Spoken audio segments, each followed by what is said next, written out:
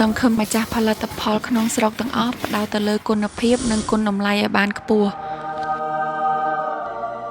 ប្រាប់ជិត2ឆ្នាំហើយបានឃើញតែរូបរាងខាងក្រៅអត់ដឹងថាខាងក្នុងមានអីគេខ្លះទេ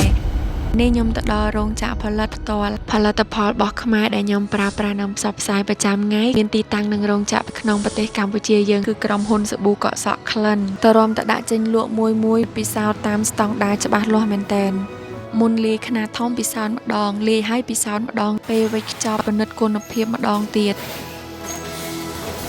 បងប្អូនគាំទ្រផលិតផលខ្មែរមិនត្រឹមតែជួយសេដ្ឋកិច្ចជាតិថែមទាំងជួយដល់ជីវភាពបងប្អូនដែលនៅជុំវិញនឹងទៀតដូចនៅក្នុងរោងចក្រអាចផ្ដល់ចំណូលប្រចាំខែដល់បងប្អូនយើងឲ្យពិបាកទៅធ្វើការចំណាក់ស្រុកឆ្ងាយពីភូមិកំណើតឆ្ងាយពីគ្រួសារ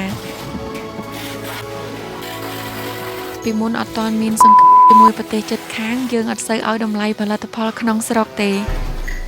ដោយផលិតផលសាប៊ូក្លិនក៏ប្រាប់ថាកាលពីមុនមកសំទុះនៃការលក់តឹងខ្លាំងមែនតែនតរំទៅលក់ចេញមួយប៉ុន្តែមកដល់ពេលឥឡូវការផលិតគឺលែងទាន់អតិថិជនដែរ